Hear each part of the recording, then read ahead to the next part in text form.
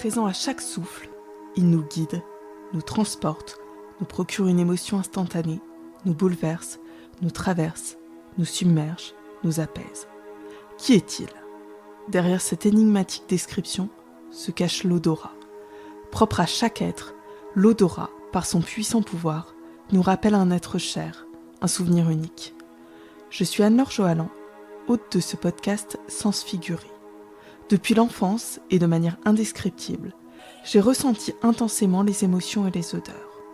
Mon histoire personnelle est mêlée d'images, mais aussi d'odeurs, me rappelant mes origines, des galettes de ma grand-mère le mercredi midi, à l'odeur rassurante du figuier les soirs d'été. Passionnée par le pouvoir aux multiples facettes de l'olfaction et des fragrances, avec ce podcast, je pars à la découverte, avec vous, de cet univers fascinant qui recèle, à mes yeux, de nombreux mystères. Avec Sens figuré, je vous emmène à la rencontre de ceux qui, enfants, ressentaient les odeurs avec une sensibilité exacerbée pour poser un doux regard sur le monde, qui ont osé, un jour, à la faveur d'une rencontre, d'un élan du cœur, d'un saut dans l'inconnu, dans l'irrationnel, dans l'imperceptible, tracer un sillage différent de celui qu'ils avaient imaginé jusqu'alors. Ils ont osé faire vibrer et réveiller ce qui était présent au plus profond de leur âme, convaincus que les senteurs pouvaient transformer leur vie et celle des autres. Avec Sens figuré, je vous emmène avant tout à la rencontre de passionnés de parfums, de senteurs, de fragrances qui vous transporteront pour un voyage olfactif au cœur de vos émotions. Inspirez, sentez, ressentez et découvrez.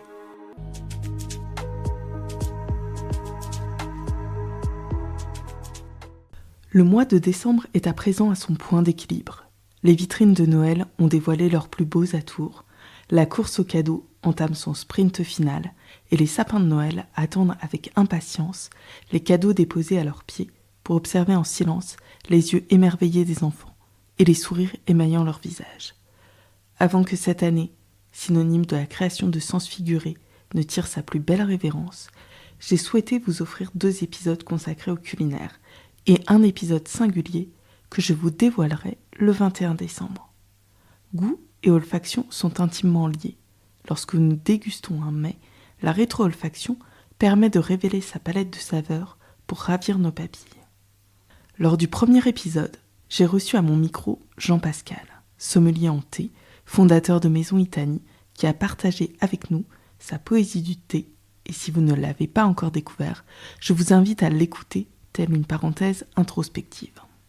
Pour ce second épisode, je suis allée poser mon micro sur le comptoir de Stéphane Pitré, chef étoilé, propriétaire de 2 restaurants situés, tous deux, rue de la Victoire à Paris.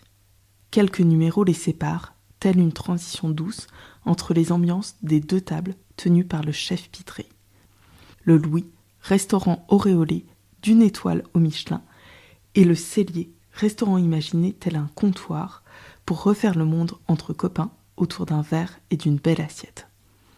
Au cours de cet échange, Stéphane nous révèle sa passion pour la cuisine, son parcours de Redon, ville bretonne où nous sommes tous 2 nés, à Paris, en passant par Londres et la Martinique.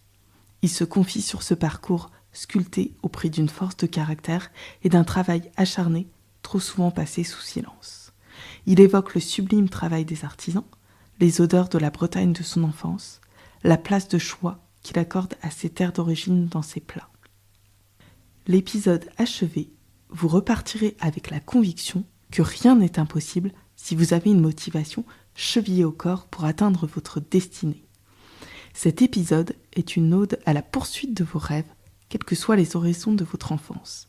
À vous maintenant de rebattre les cartes de votre avenir. Bonne écoute.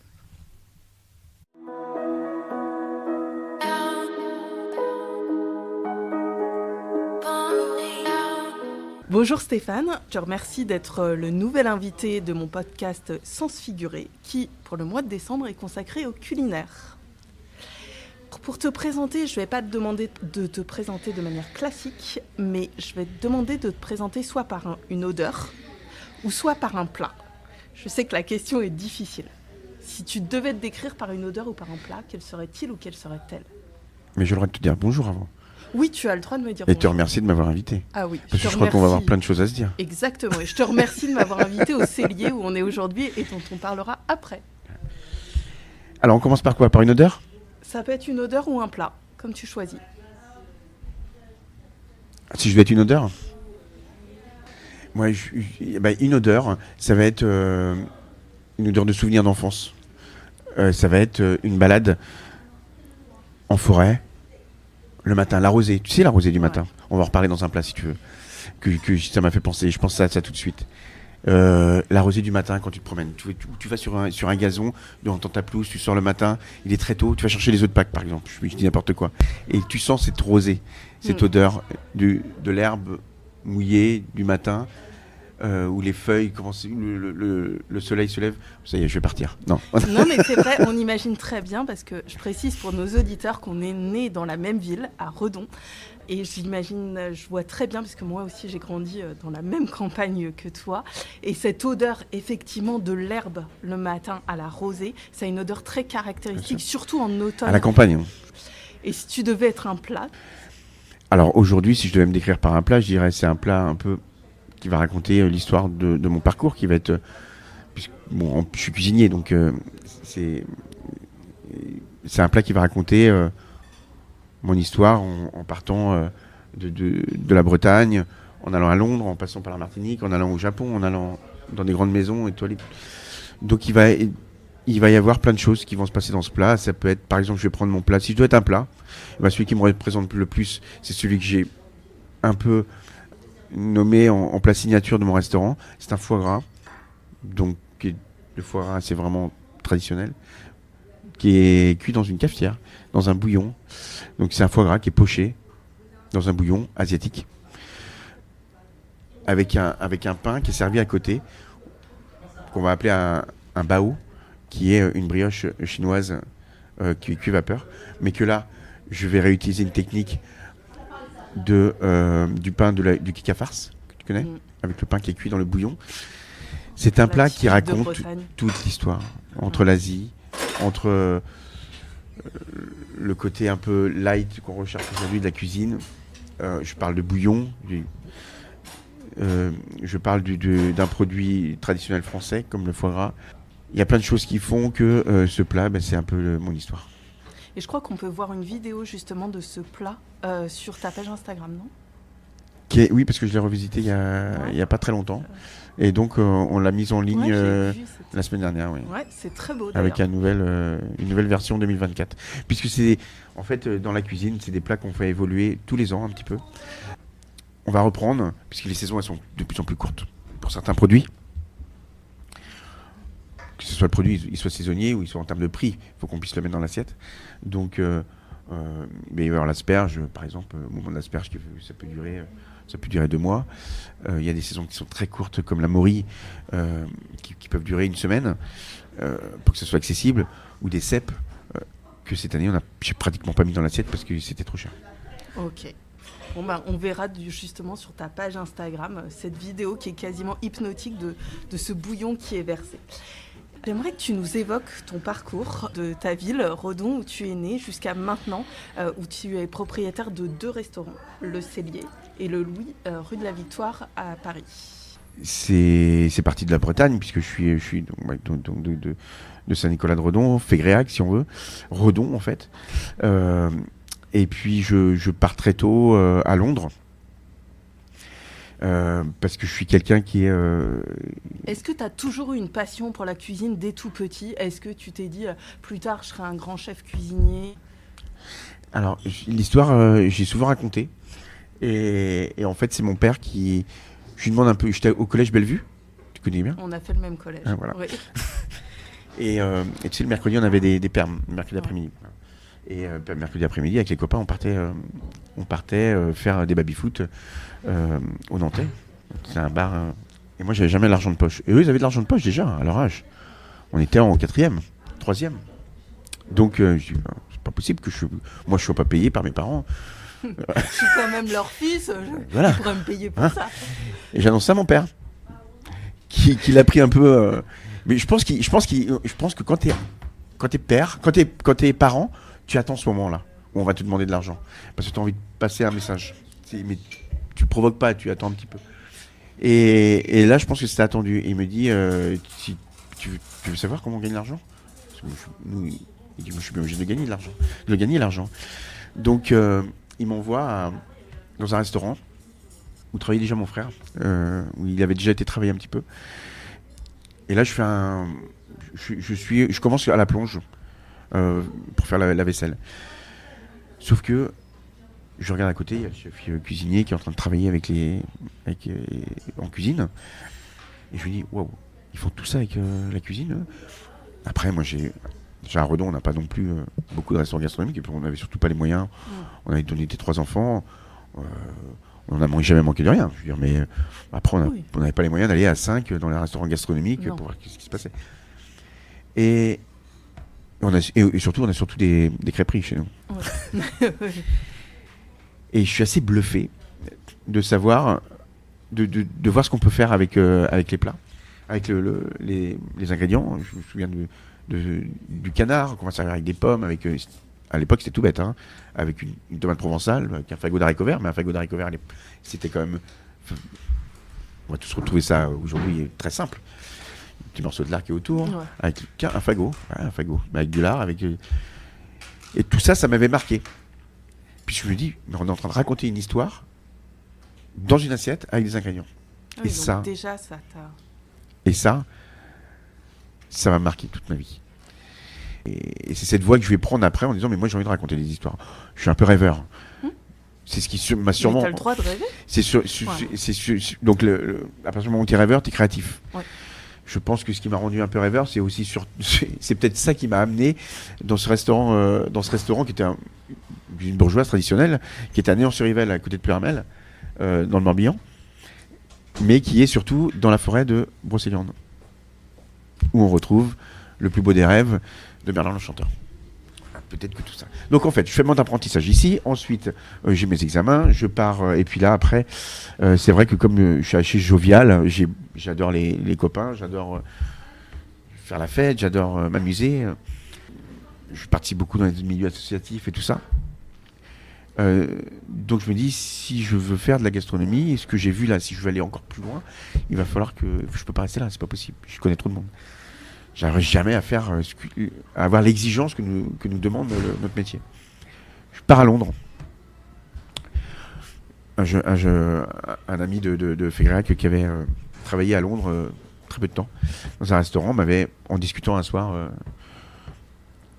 m'a donné cette idée. Je lui ai dit, je quitte tout, je pars à Londres. Et je me souviens parce que c'était en passant l'an 2000. Et je dis on a toujours notre repas entre amis de Saint-Nicolas.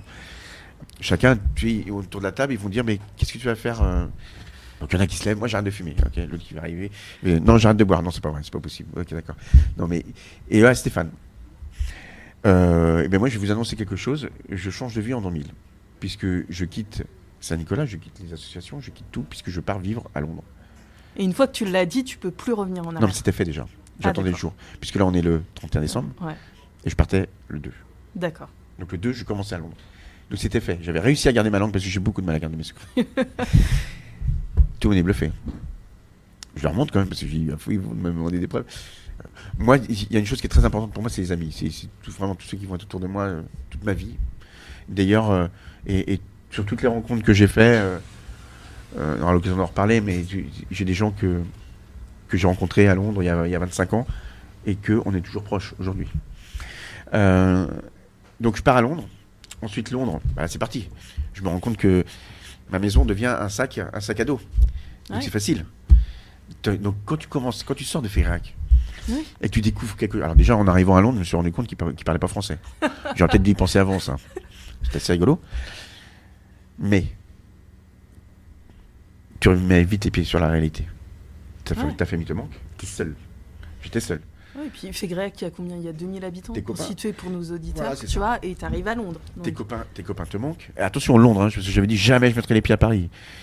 Bon, je vais à Londres, bien sûr. C'est 4 fois plus grand que Paris. Oui. Et en plus, pas avec la même langue. Donc c'était beaucoup plus simple. Bah oui. Donc, non, c'était très dur en arrivant, parce que ma famille me manque, mes amis me manquent. Je suis parti pour faire quelque chose. J'ai un défi, c'est de faire quelque chose dans ma vie qui va me plaire. Donc, je vais le chercher. Il faut que j'aille le chercher, ça. Je voulais faire de la cuisine, mais je savais qu'il me manquait quelque chose, que ce métier pouvait m'apporter beaucoup plus que ça. Tu le sentais, c'était une intuition chez toi? Mais oui, parce que en plus on arrive à Londres dans une capitale qui est tellement cosmopolite. Il n'y a pas beaucoup d'anglais à Londres. Non. Dans les brigades, il y a beaucoup de Français, des Espagnols, des Italiens, des Sud-Américains ou des Sud-Africains, des Australiens. Mais les Anglais, pas beaucoup. Et donc, tu as envie de connaître la culture de chacun. C'est extraordinaire. Tu t'en vois pas souvent, des Australiens à Fégrac, par exemple. Et donc, tu découvres tout ça, et surtout, tu découvres des quartiers indiens, avec des odeurs, on parlait d'odeurs, des senteurs indiennes, des épices, la cuisine asiatique. Tu vas à Chinatown, tu es là-bas, tu arrives en... Oui, tu as les poulets. Oui, c'est ça. Les poulpes et tout ça. Et alors là, c'est un coup... En plus, je suis dans un super restaurant avec un chef extraordinaire, qui est un chef français, qui est toujours là-bas, qui a fait toute sa vie là-bas, qui s'appelle Philippe Tamet. Ça s'appelait l'Estaminet, ce restaurant, et qui m'a tellement apporté, parce que déjà, il a eu confiance en moi. Ça a été décisif d'avoir quelqu'un comme ça. On a tous dans notre carrière des gens qui nous regardent un jour et qui disent « Moi, je crois en toi, je crois que tu vas aller loin. » Il me l'a très bien prouvé, puisque quand je suis arrivé à l'époque, on arrivait au train à King Cross, à Waterloo, pardon. Et en fait, quand il a fallu que je l'appelle pour avoir le trajet pour aller dans ce restaurant, je laisse mon portefeuille sur le téléphone. Donc il n'y avait pas de portable encore. Oui. Pas beaucoup. Et donc, et là j'oublie. Donc j'ai plus d'argent. On commence, le premier jour. Ouais. Bon, alors je vais pas raconter toute l'histoire parce que ça va être long. Mais après, donc lui, il faut qu'il me fasse confiance parce que moi, il faut que j'ai de l'argent. Le loyer, c'est tous les mois, toutes les semaines qu'on les paye. C'est pas au mois comme en France. Et il me fait confiance. En me précisant, tu sais, j'ai des jeunes comme toi qui arrivent toutes les semaines. Jamais je ferai confiance. Il dit, je sais pas pourquoi je te fais confiance, mais aujourd'hui encore, Philippe Tamet, aujourd'hui j'ai mon restaurant et il vient travailler ici de temps en temps. Il vient de Londres, 2 fois par an. Il vient faire des dîners 4 mains avec mon chef du bistrot. Ici, ça veut dire, c'était en 2000. Bon, ça fait combien ? 24 ans. 24 ans, c'est ça. Ouais. Donc c'est extraordinaire. Ça veut dire que ce monsieur qui m'a accueilli à l'époque, aujourd'hui, il y a encore eu plus beau que ça. On va en reparler après.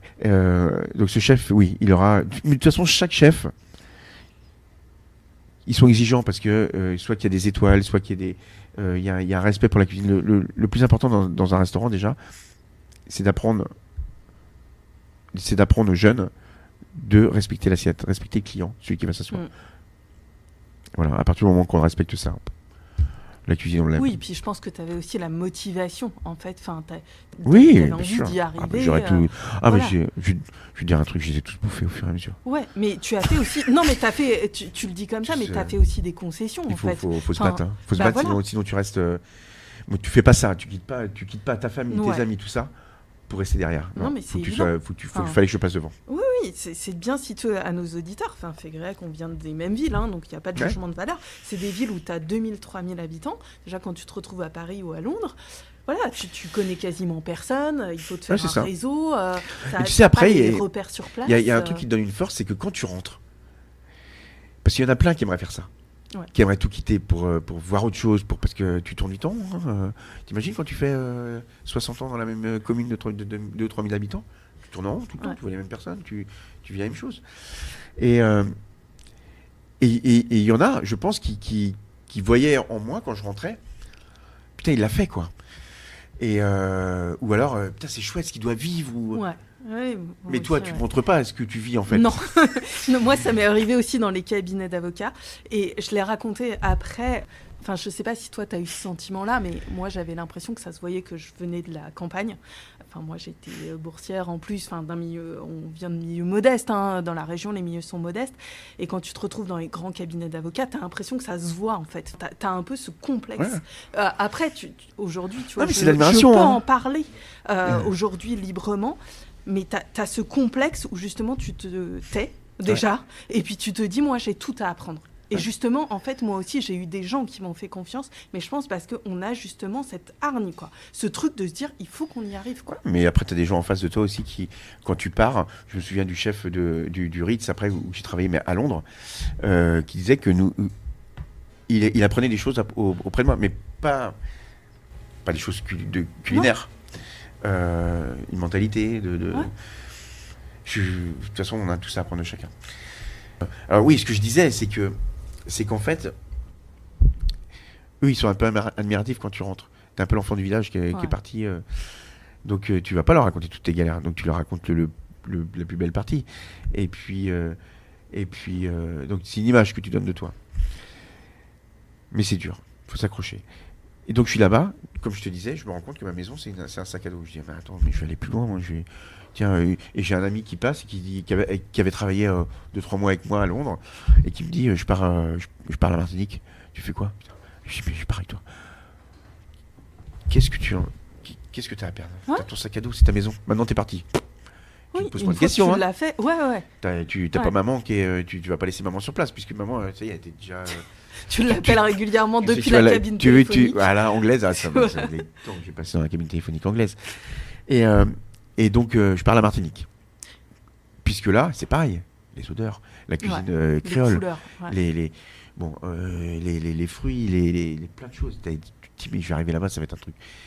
Toi, ça va encore être un milieu complètement différent. Et c'est drôle parce que justement, mon autre invité du mois de décembre, Jean-Pascal, qui est fondateur de Maison Itanie, lui aussi a vécu en Martinique et martiniquais. Donc voilà. D'accord. C'est le trait d'union entre vous deux. Et donc je vais à la Martinique, c'est pareil, je reste un an. Ensuite, je reviens dans ce restaurant l'Estaminet, où j'étais venu. Donc là, le chef me demande de revenir, je suis son sous-chef, comme sous-chef. Je commence à prendre des galons, tu vois. J'étais pâtissier à la Martinique. Je suis pâtissier. Donc là, je commence à prendre du galon, première place de sous-chef, à Londres, dans un beau restaurant. Tu te fais vite repérer, parce que les cuisiniers, ils commencent à en avoir de moins en moins. Puisque, en effet, c'est un travail où tu regardes pas les heures. Mais tu penses pas à ça. Hein. Et aujourd'hui, quand on me dit, ouais, mais on va faire des heures.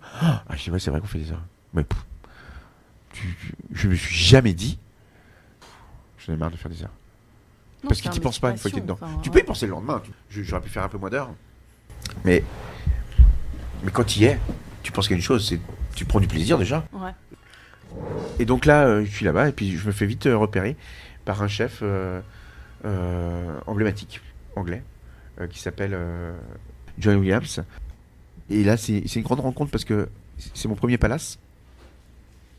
Donc là, c'est pas une marche que je passe, c'est 5. J'arrive comme chef de partie. On est une brigade de 40 couverts. On est une brigade de 40 cuisiniers, pardon. Des rencontres exceptionnelles avec le prince Charles, avec la reine d'Angleterre, avec un petit lien d'amitié avec Margaret Thatcher. Attention, on n'a pas parlé des guerres de Malouine. Hein. On n'a parlé que de cuisine et de la France. Il se passe quelque chose d'extraordinaire. Tu te dis, c'est moi qui étais fan de Renaud et de sa chanson Miss Maggie, qui me retrouve à la table avec Margaret, qui à l'époque on avait raté. En fait, on s'est rencontrés, alors, je passe sous-chef dans ce restaurant au Ritz, sous-chef à 25 ans. Pour te dire qu'il y en avait qui étaient beaucoup plus âgés que moi, mais une autre mentalité en France, c'est que tu es fier de la personne qui réussit. Il y en avait qui étaient plus âgés que moi, qui étaient là depuis plus longtemps. Le chef nous avait réunis, il a dit bah voilà. On a Jessica qui part, qui quitte le Ritz, qui est sous-chef. J'ai choisi une autre personne pour la remplacer. Ça sera Stéphane. Pourquoi? Pas parce que Stéphane est meilleur que vous, parce que il n'est pas meilleur que vous. Parce que dans mon équipe, il doit y avoir plusieurs mentalités. Et Stéphane a des qualités que j'ai besoin auprès de mes équipes. Donc, déjà, je trouvais ça extraordinaire qu'il explique, parce que je n'étais pas fier, moi. Je suis encore français quand même. Donc je me dis, mais on fait ça en France. Je passe devant les autres comme ça, mais les autres, ils me tuent. D'ailleurs, je l'ai retrouvé quand je suis rentré en France. C'est la guerre dans une entreprise. Oui. C'est couteau entre les dents, et il faut que tu sois le meilleur. Ouais. Là, tu rentres en guerre en France. C'est différent. Ouais. On a horreur des gens qui réussissent. Ah oui. C'est une honte. On essaye de leur briser les ailes. Ouais. Bien sûr. On est en guerre. Ouais. Mais c'est souvent ceux qui n'ont pas de talent. Exactement. Ouais. Donc là, je passe sous-chef. Donc après, je suis en charge. Je me souviens, je rebondis sur cette histoire avec Margaret Thatcher, qu'elle venait manger une seule meunière, une seule grillée, tous les mercredis. Cette seule grillée, elle n'est pas cuite à l'arête. Le directeur, il descend, le directeur de salle, il dit Miss Thatcher n'est pas contente de sa sole, elle n'est pas cuite à l'arête. Elle voudrait voir le chef. Où est le chef? Alors moi, je suis là, je dis le chef n'est pas là puisque c'est moi qui suis en charge. Bon, il dit tu prends ton plus bel anglais. Ton plus beau anglais et tu viens avec moi. Ok, je monte en salle et je me retrouve face à Margaret Thatcher. Une chance, elle parlait dès qu'elle a entendu mon accent, elle a dit stop, on va parler en français. Donc elle parlait très bien français. Et là, elle commence à me parler de la France, les paysages, chaque région de la France qu'elle connaissait très bien. J'ai trouvé ça chouette et on a continué à parler. De toute façon, je souhaiterais que vous fassiez ma seule grillée, que ce soit vous tous les mercredis. Donc dans l'histoire, j'ai quand même perdu quelques jours de vacances parce que à chaque fois, il fallait que je parte une semaine pour être là pour le mercredi parce qu'elle venait vraiment tous les mercredis. Et donc c'est comme ça que jusqu'à la fin jusqu'à ce que je quitte le Ritz, tous les mercredis, j'allais une quinzaine de minutes. Elle me demandait pour qu'on aille discuter tous les deux. Et là, tu t'es dit, j'ai réussi là. Non, c'est au fur et à mesure, tu te dis, mais je suis avec Margaret Thatcher. Ouais, tu prends conscience de ce qui t'arrive quand même. Après beaucoup. Tu vois, après, parce que t'es dans l'euphorie, t'es dedans, de toute façon. Ça. Quand t'es dedans. Après, tu... Non, mais des fois, tu te rends même plus compte, tu sais, de tout ce que t'as franchi. En fait, t'as tellement travaillé que, en fait, t'es encore... mais voilà, mais après, c'est provoqué. C'est beaucoup plus évident de rencontrer la reine d'Angleterre au Ritz que... Au supermarché du coin, quoi. Oui. Voilà. Oui. Non, mais enfin voilà, tu te dis j'ai bossé, à un moment je me retrouve dans des conditions. Ouais, bah après, à la base c'est pas pour ça que tu le fais, mais après c'est des choses qui se provoquent et que je suis au Ritz et là je prends conscience qu'il faut que je rentre à Paris, puisque c'est quand même Paris, c'est la capitale de la gastronomie.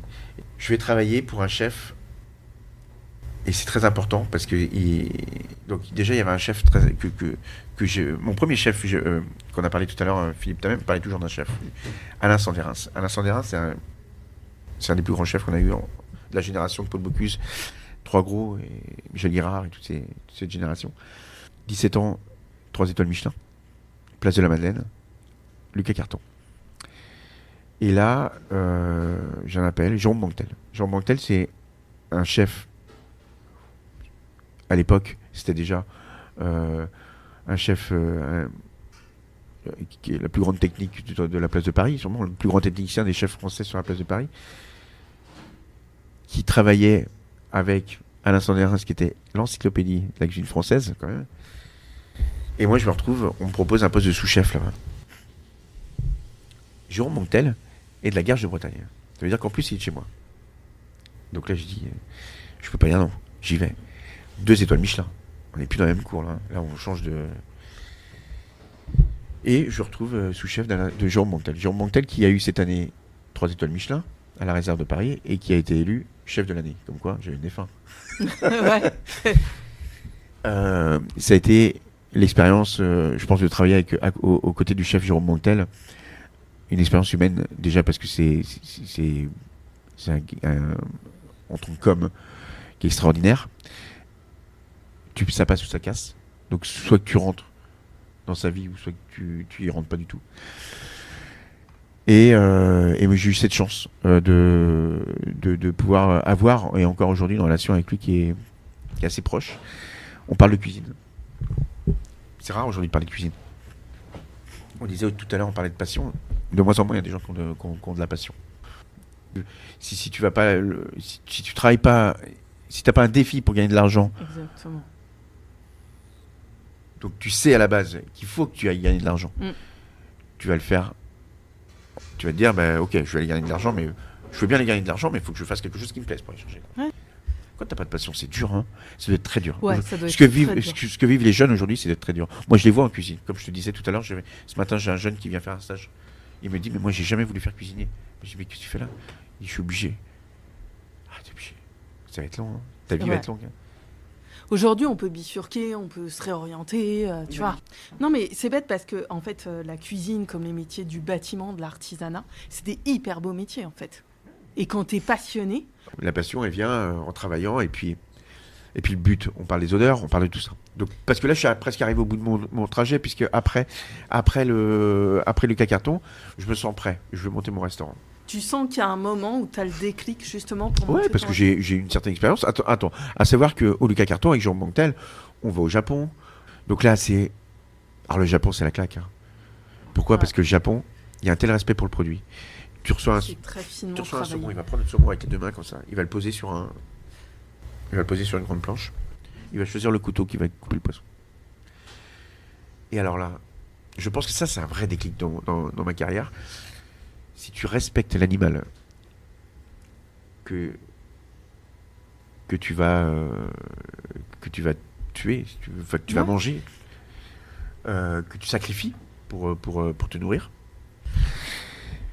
Si tu respectes cette bête qui va être sacrifiée pour que tu puisses la manger, tu vas respecter ce que tu vas mettre dans l'assiette. Et ton plat, il sera merveilleux. Et ça, c'est... Quand j'ai compris ça, quand j'ai été au Japon et que j'ai vu un tel respect qu'ils avaient pour l'animal, quand je parle d'animal, ça peut être une herbe, ça peut être un fruit, ça peut être un poisson, une viande. Hein. Je parle... ton plat, il sera réussi. Et ça, c'est très, très important. Et quand tu grandis après avec ça, ta cuisine échange. Les goûts sont justes, ils évoluent. Et j'étais prêt pour ouvrir mon restaurant. Avec, tu vois, cette philosophie. Ouais, Donc j'ouvre le Louis, en 2015. Au bout de 2 ans, j'ai ma première étoile Michelin. Avec une équipe extraordinaire. Qui se sont battus, on allait pour ça. On partait à la guerre. De savoir qu'il y a des gens déjà, de fédérer une équipe. Et que tu as des gens qui... Bien sûr, eux, ça leur faisait plaisir d'amener. Mais surtout aussi, ils le font aussi pour l'équipe. On s'est battus, mais comme des chiens. C'était beau à voir parce que tout était juste. Chef, j'ai une idée. Venez, on va goûter ça. Tac. Et tout était là. Et c'était avec Simon Pinault et Sébastien Barbin à l'époque, qui étaient en salle, et Simon qui était mon sous-chef. Ça a été une année qui était extraordinaire. Tous dans la même direction, envie de bien faire, envie d'un tel respect pour le client. On voulait, voilà, c'était notre année, et le Michelin nous a récompensé d'une étoile, le Goemio 15/20. Le magazine Le Chef nous a récompensé challenge de l'année. Ok. Donc une grande année. Et puis après on continue à avancer avec ça. Donc après j'ai ouvert le Cellier. Alors le Cellier c'est mon bistrot où on est actuellement. Qui là est plus l'histoire. Donc là un peu tu fermes la boucle. Puisqu'ici c'est un peu je rentre un peu à la maison. J'ai la galette saucisse sur le menu. La galette traditionnelle.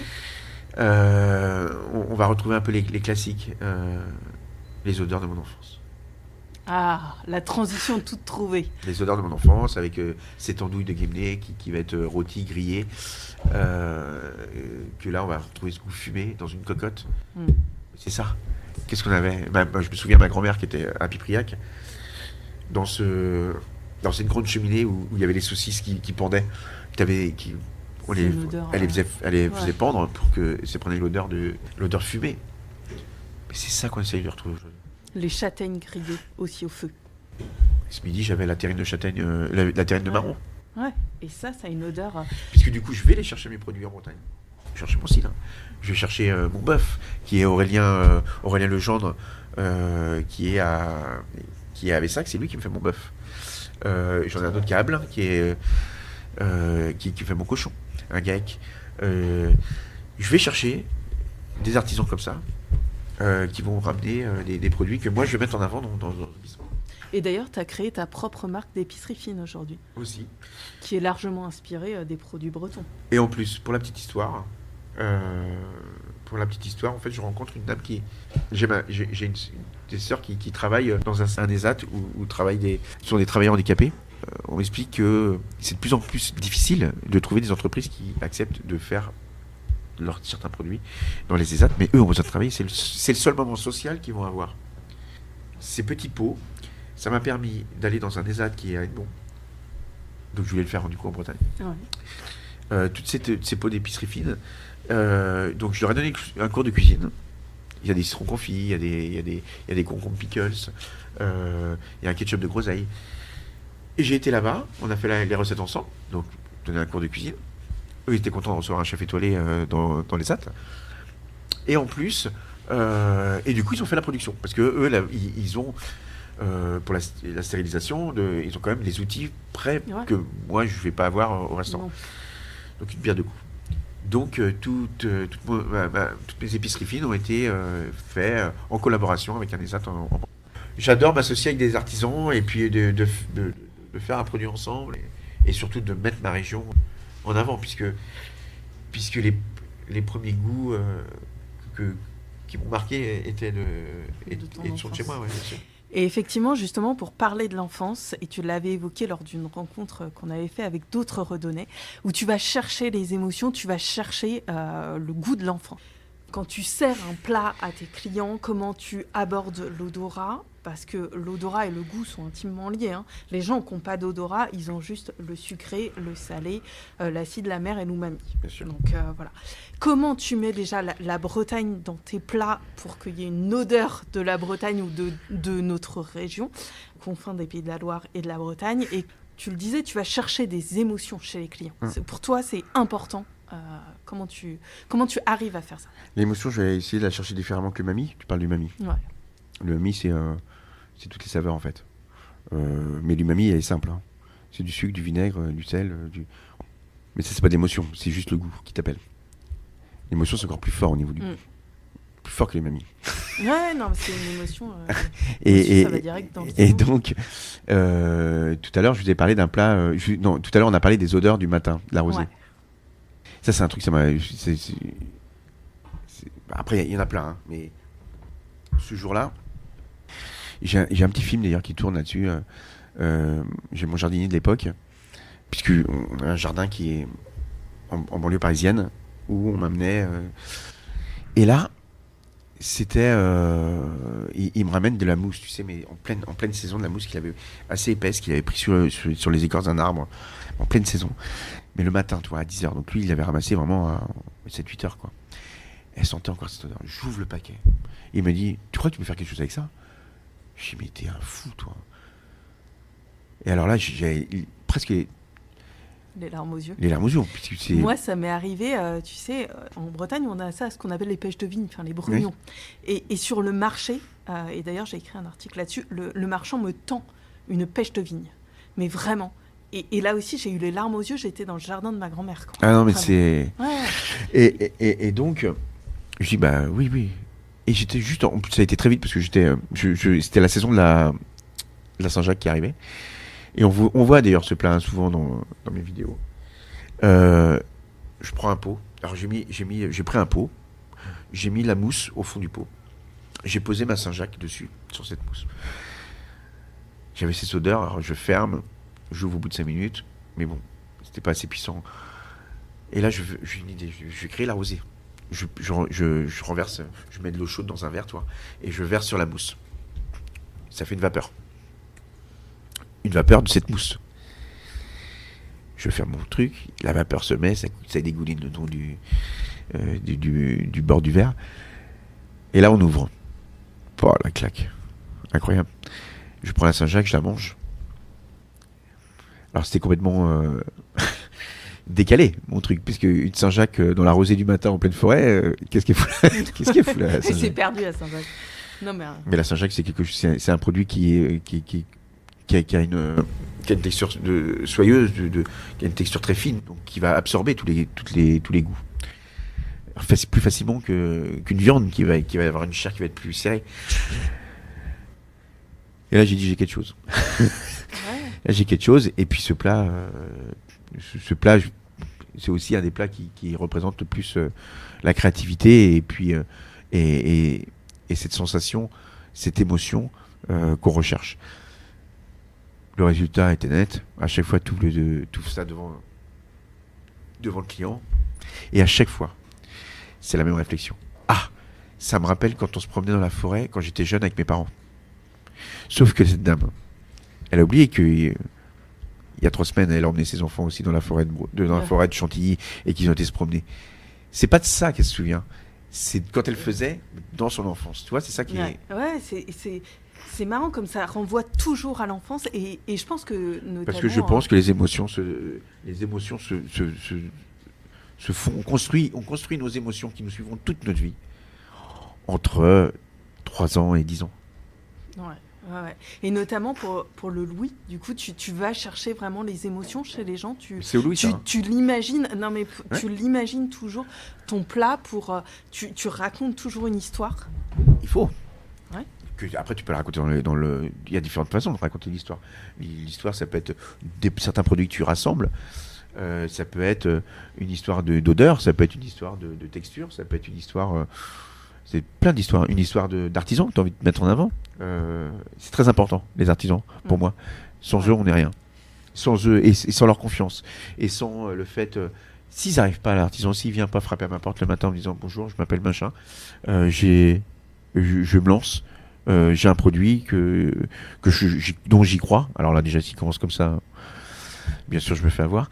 Et c'est à nous de les mettre en avant. C'est eux qui font le travail. Hein. Nous, ça va. Hein. On rigole hein, derrière notre fourneau. On prend. Non, mais le produit, il est beau. On le prend. Et de moins en moins, on transforme en plus. Puisqu'aujourd'hui, on parle du produit pour le produit. Mais c'est à nous de mettre en valeur leurs produits après. Et puis, c'est eux qui se lèvent à 4h du matin, s'occuper de leurs bêtes, s'occuper de leurs légumes, s'occuper de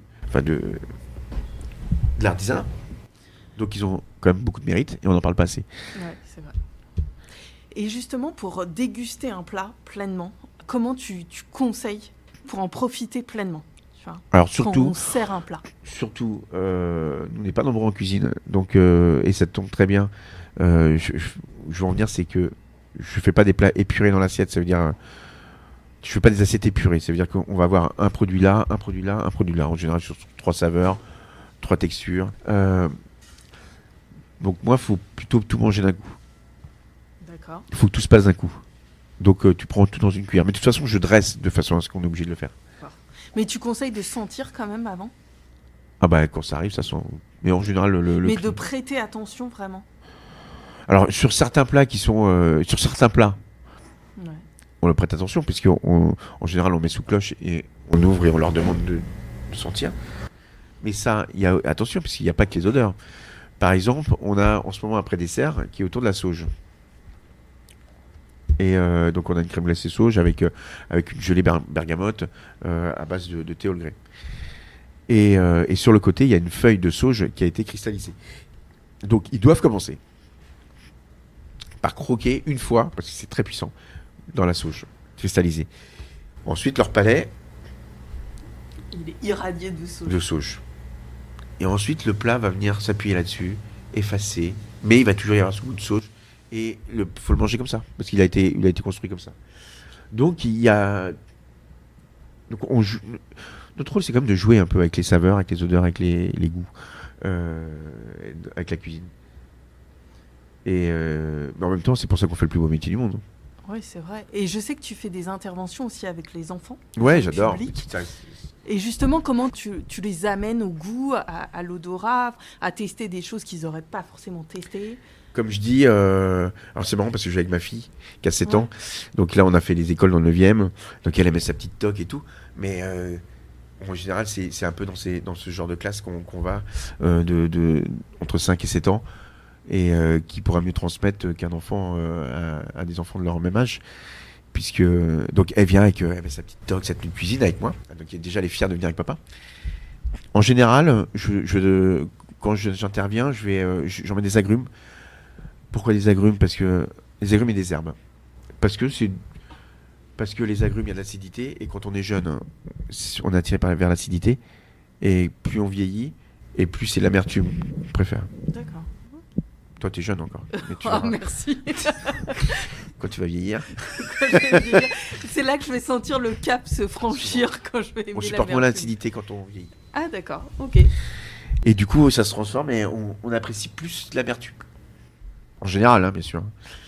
Et donc, les jeunes, mais ils sont capables de croquer dans un citron comme ça. Ouais, il y a des... Oui.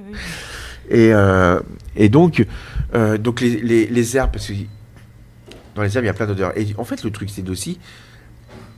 Par exemple, j'ai envie de l'origan. L'origan, je vais leur dire, qu'est-ce que ça sent, ça ? mais ça nous dit quelque chose, on sait pas, ça nous dit. Bah non, si je leur dis de l'origan, ils vont pas savoir ce que c'est. Par contre, si je leur dis, pensez à quelque chose que vous avez l'habitude de manger. Ils mangent tous des pizzas à la maison. Et bon, ils vont se rapprocher petit à petit. Et puis tout d'un coup, il y en a un qui va voir la lumière, qui va dire, ça sent la pizza. Bah oui, ça sent la pizza. Ouais. Et c'est marrant parce que l'odeur de l'origan, moi je connais quelqu'un, c'était d'ailleurs une de mes invitées du podcast, qui le fait sentir en EHPAD. Donc comme quoi... Voilà. Et donc effectivement, c'est tous les souvenirs de l'enfance. Alors que c'est pas des herbes, c'est moins évident que le persil ou que ce soit, mais un enfant, un persil, ça va rien lui dire. Alors après, il y a le basilic qui va leur dire aussi beaucoup de choses. Et donc bon, il y a... Et puis il y a de la façon aussi de le sentir. Tu vois soit tu le chiffres, ou il va y avoir plusieurs odeurs différentes que tu fasses en infusion, ou il y a plein de choses. Après l'agrume, on est sur l'acidité, et puis l'agrume, il y a plein d'agrumes qui sont complètement fous, comme ça va être de la main de Bouddha avec tous ces petits doigts là partout. Donc ça c'est les fascine les enfants. Et puis après il y a toute une gamme. Ça va être les citrons japonais comme un yuzu. Ça va être donc on les fait voyager en même temps. Besoin de rêver, les enfants, ils ont besoin de rêver aussi. Mais même les adultes ont besoin de rêver, c'est important de rêver. Et toi, est-ce que tu as encore des rêves après le Célier, le Louis, depuis le petit enfant de Fégréac que tu étais? Je vis mon rêve déjà. C'est déjà important et il y a peu de gens à qui ça arrive. Est-ce que tu as d'autres projets? Parce que je suppose que tu as toujours plein C'est marrant parce que tu sais, quand tu... Par exemple, j'avais un rêve. J'ai eu plusieurs rêves. Ouais, j'avais un rêve d'aller à New York. Quand j'étais à Fégréac, je me disais, mais t'imagines, toi, aux États-Unis, ça va être incroyable. Une fois que tu as été aux États-Unis, une fois que tu as travaillé au Ritz, j'avais un rêve, c'était de travailler au Ritz. Une fois que parce que c'est des maisons qui sont emblématiques. Oui, que tu voyais à la télé quand tu étais petit. Tu vois. Ah oui. J'ai réalisé beaucoup de rêves. Ouais. J'avais un rêve, c'était d'avoir un enfant. J'ai eu ma fille. Mais j'avais un rêve, c'était un des plus grands rêves que j'ai eu, un des plus fous, parce que c'est très très dur d'avoir une étoile au guide Michelin. Je pense que à un moment tu réalises que tu fais un travail qui te demande beaucoup de sacrifice tout au long de ta vie. Et c'est important de le dire parce qu'aujourd'hui on voit les émissions à la télé où c'est un peu... Non, c'est pas la réalité, de toute façon c'est des émissions de réalité. C'est la télé, ça, c'est pas comme ça du tout que ça se passe. Non mais c'est important de le dire en fait. Et d'ailleurs, on les voit. Hein. On a eu au départ. Alors, ils vont tous à l'école, mais allez, sur une classe de 20 cuisiniers, en moyenne, il y a 2 qui viennent cuisiner, même pas. Mon rêve aujourd'hui, va falloir que je rêve à autre chose, hein, parce que moi aussi, je vais vieillir. T'as encore un peu de temps quand même. Hein. Vive mes rêves, mais c'est vrai que ça devient compliqué. En France, c'est très compliqué aujourd'hui. Donc je sais pas où sont mes rêves. Mais j'en ai déjà réalisé beaucoup. Est-ce que tu apprécies les rêves? Est-ce que aujourd'hui, tu as un sentiment d'accomplissement? Tu te dis, toutes ces concessions, je les ai pas faites pour rien. Aujourd'hui, j'y suis arrivé. Non, je les ai pas faites pour rien, ça c'est sûr. Non. C'est sûr. Mais il y a eu cette grande question. Quand j'ai eu l'étoile, je me souviens. Alors j'ai pleuré pendant 3 jours. Et je disais, je vais faire quoi maintenant? Ouais, c'est ça. Je fais quoi? Donc j'ai eu le projet de faire mon bistrot, c'est mon rêve. Ouais. Et après, quand tu y arrives, attention, rien n'est facile. Hein. Non. À chaque fois, il faut vraiment reprendre son courage. Mais c'est important de le dire. Moi, j'ai eu de la chance d'avoir des parents qui m'ont encouragé tout le temps, qui ont toujours été derrière moi, qui, sans eux, j'aurais sûrement pas fait la moitié de ce que j'ai fait. Mais je trouve que justement... et des gens de Fégréac et des gens de Saint-Nicolas, que j'étais très épaulé. Et c'est le meilleur soutien, parfois. C'est des gens qui n'ont pas forcément énormément d'argent, hein, on va se le dire. C'est pas de l'argent qu'on a besoin. Non, mais qui ont un soutien... Toi, besoin. Je veux dire du soutien. Voilà, mais c'est un soutien sans faille qui te permet d'aller. Et c'est des gens authentiques, en fait. Et à vrai dire, il y a quand même le soutien d'une région aujourd'hui, de notre région, qui sont là. Et moi, l'autre jour, comme je te racontais, j'ai été... intronisé à Pipriac dans la confrérie de la Galette et du Blé Noir et de voir comme ça l'enthousiasme des gens qu'il y a un petit garçon qui a commencé comme cuisinier à l'époque dans une maison de retraite à Pipriac et qui est ensuite a fini au Ritz et tout ça, tout ce parcours c'est pas. J'ai vu dans le regard admiratif un petit peu. Ouais. Alors moi, je savais tout ce que j'avais vécu. Oui, Mais ça peut inspirer des jeunes. Tu vois, ça peut d'espoir inspirer. aussi. Ouais. D'espoir aussi pour des parents. Ouais. En disant, donc je vais peut-être faire quelque chose, mon fils. Mais évidemment. Et en fait, mais ça, encore une fois, pour que eux connaissent tout ça, ça a été relayé par des gens que. Tu vois, Pierre, on parlait de Pierre-Marie, ouais. Qui a été... Et d'ailleurs, vous êtes tous les deux dans ce très beau film que je vous invite à visionner, ce court-métrage Inspiration, qui montre aussi la région avec de la PMH, Bafouillère et tout. Ouais. PMH qui est un artiste... qui est un artiste redonnais, ouais. et qui lui aussi a été super courageux, et qui a très bien relayé un peu mon histoire et l'histoire de beaucoup de jeunes redonnais, puisqu'il y a cette association qui s'appelle Redonnais d'ici et d'ailleurs. D'ici et d'ailleurs. Ouais.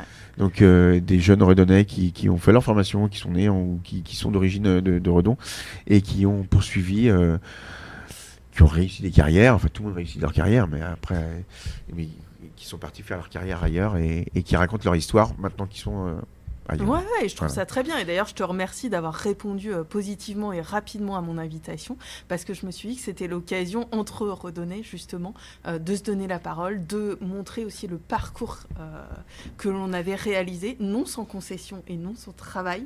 Ça, il y avait beaucoup de travail, mais c'est aussi d'inspirer des jeunes de notre région. Dire, mais c'est possible, c'est pas réservé qu'aux Parisiens ou que. Mais ça suppose beaucoup de travail, ça suppose de bouger, ça suppose de se dire un jour d'avoir un cap et d'avoir un rêve de rêver grand. Et en plus, ils sont bretons. Il y a une chose importante, que j'ai été au Japon, à New York, comme je vous disais, partout où j'ai été, que ce soit à Londres, partout, en Australie, j'ai toujours rencontré des Bretons. C'est vrai, les Bretons sont partout. Ils sont partout. Eh bien, on va clôturer cet échange entre Bretons. Et justement, si tu devais décrire notre échange par un plat ou par une odeur, quelle serait-elle? Quel serait-il si c'est le plat? Je te vois rire. Tu te dis, mais quelle question elle me pose? J'ai plein d'idées en fait. Tu as le droit de choisir plusieurs plats. Ça peut être un menu. Ça peut être un menu. Voilà. Je veux dire un dessert. Je peux? Ouais, j'aime bien les desserts. Parce que y a des choses qui paraissent. Et je vais choisir ce dessert parce que on va l'appeler mariage impossible. Il y a des choses qui paraissent impossibles et en fait que quand tu les associes, et ben ça se transforme en magie. J'ai un dessert qui est un dessert au chocolat. Je l'appelle terre d'olive chocolat et on vient verser si c'est une ganache au chocolat. On fait un crumble chocolat avec dedans des petits morceaux d'olive et donc cette ganache au chocolat elle est en palais, on la met au four 2 minutes et quand on la ressort on met donc ce crumble aux olives et on vient verser, il est tout simple, on vient verser une huile d'olive maturée qui a été faite pour moi avec mon ami Fabien qui est à Baume de Venise, une huile d'olive qui me ressemble. Et dans ce mariage impossible, c'est l'huile d'olive qui donne une odeur complètement différente et qui dit que en fait rien n'est impossible. On va terminer par cette phrase. Et je trouve que c'est une très belle phrase. Rien n'est impossible. Effectivement, il faut rêver grand. C'est ça. Donc je souhaite à tous nos auditeurs de rêver grand. Merci Stéphane. C'est moi qui vous remercie. Cet épisode vous a plu. Je vous remercie sincèrement de l'avoir écouté. N'hésitez pas à en parler autour de vous et à me laisser 5 étoiles et un avis sur votre plateforme d'écoute. Vous souhaitez en savoir plus sur l'invité de cet épisode? Rendez-vous sur la page Instagram de Sens Figuré ou sur mon site internet Lisez, en lien en description de cet épisode. Vous pourrez également découvrir mon univers qui va bien au-delà de la parfumerie. Vous pouvez également me souffler le nom d'un invité que vous souhaiteriez entendre à mon micro. Pour cela, écrivez-moi via la page Instagram de Sens Figuré. Ensemble, sentons pour que l'olfaction devienne la boussole puissante de nos intuitions sur les êtres que nous sommes et qui nous entourent.